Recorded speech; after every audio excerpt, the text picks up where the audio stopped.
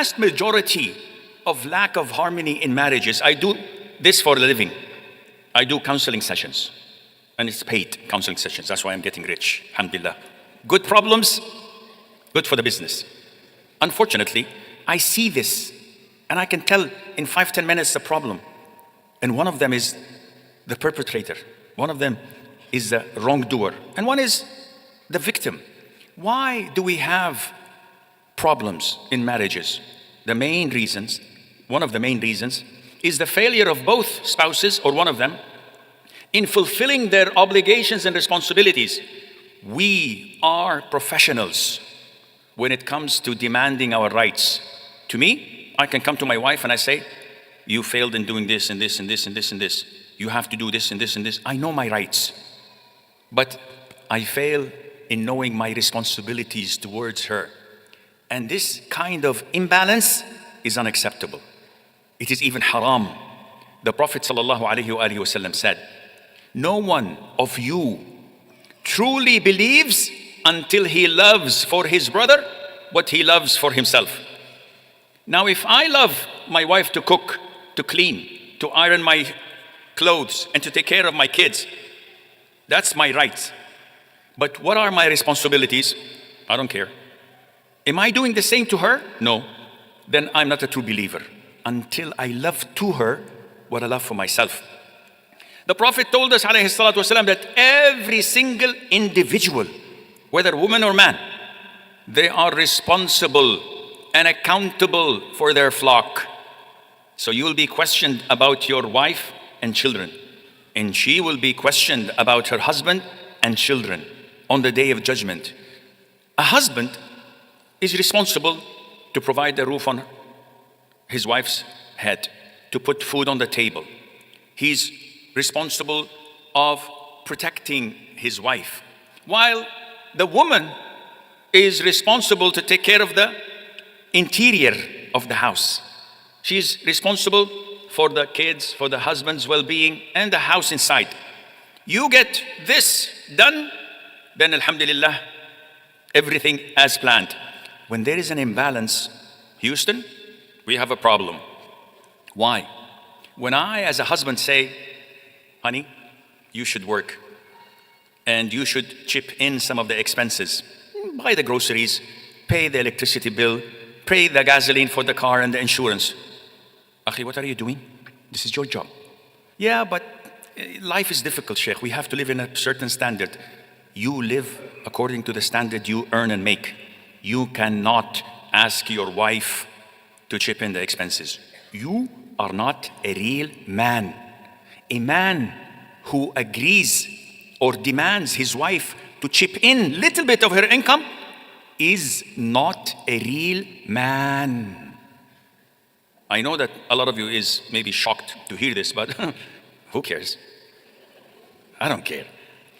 Allah says in the Quran, in ayah 34, chapter 4.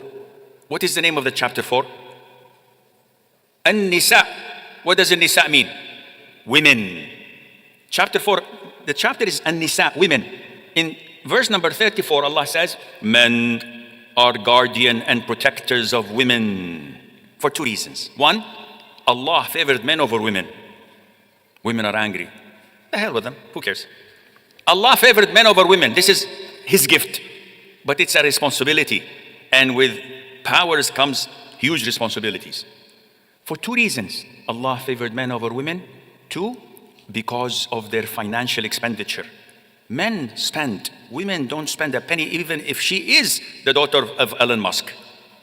She's not required to spend a penny on her medical expenses, groceries, rent, anything. She lives like a queen. And this is the man's job. Allah Azza wa Jal orders part of the religious commitment of being fair, al-adl. And part of being fair is to overlook the flaws and shortcomings. Any spouses, man and wife, who have this in them, who succeed in looking the other way when the spouse does wrong, they are a happy couple. Any couple that is a professional in interrogation, in nagging, in questioning, is a miserable spouse. Looking the other way is a prophetic sunnah. Mentioned in the Quran, mentioned in the hadith. The Prophet says, alayhi salatu wasalam, no believing man should hate a believing wife of his. If he dislikes one of her characteristics, he will be pleased with another. Which means, and I've said this so many times, if anyone were to ask me, what are your flaws? What are the flaws and shortcomings of your wife? I would say she has none. And if anyone asks her about my flaws and shortcomings, she would say, he has none. Is this true? For me, yes, it is. But for her, I don't, maybe. What is the secret? We've been married with the grace of Allah, say, mashallah, Allahumma barik, 42 years. We've been married for 42 years. This is life imprisonment without parole. You cannot even get clemency. Even Donald Trump cannot make it. So, what is the secret? I never remember anything bad she had done, because there's so much good. It overwhelms it. It makes it all pure and good. And the same goes for her. And this is why we're happy. We never fight with the grace of Allah, hopefully. But this is how you should live with the closest person to your heart, your wife, your husband. This is not happening in many houses. We fail to see the good. We only magnify the bad. If you have a glass, half of it full, describe it. Optimistic people, half full. Pessimistic people, half empty. It's the same glass. But it depends on how you look at it. If you manage to appreciate the goodness in life, you will be happy. You will remember the good times we had, the beautiful times we've enjoyed together. If shaitan rides you and controls you, you did this, you did that, you did this, you did that, and you would have a miserable marriage. The list is long that we can get from religious commitment, but the time is limited. What about the second condition? Moral conduct, akhlaq, ethics. This is very important. Allah Azza wa Jal mentions in the Quran, and of His signs is that He created for you from yourselves mates, that you may find tranquility in them. And He placed between you affection and mercy. Do you have affection and mercy to your wife? Do you have affection and mercy to your husband? Everyone pauses for a while. Oh, Sheikh, she did this and that. She embarrassed me in front of my mother and father. She did this in a wedding. Her parents insulted me. They did not invite me. Again, half empty. What about you? Oh, my husband always insults me. His mother-in-law did this and that. The husband says, Sheikh, asks her. Ask her, when did my mom do this? She said, yes, she did it 20 years ago, but he never stood up for me. 19 years he's been doing his best to serve you and to kiss your feet and to please you. And you are unable to forget something was done 20 years ago? What kind of a life is this? So, Sheikh, what should I do? Ditch her. A'udhu billah. No, I'm just kidding. You have to have another counseling session and pay for it, and I'll tell you. The thing is, shaitan controls us. And when he controls us, he blinds us. We cannot see. You need someone, an elderly person in your family, a wise man in the masjid, a scholar, to come and open your eyes. Wallahi, the moment you open your eyes, you're going to see clearly, and shaitan is going to disappear. Where is the affection and mercy in our houses? Lots of children grow up in households based on fightings and bickering and argument and cursing. What do you expect?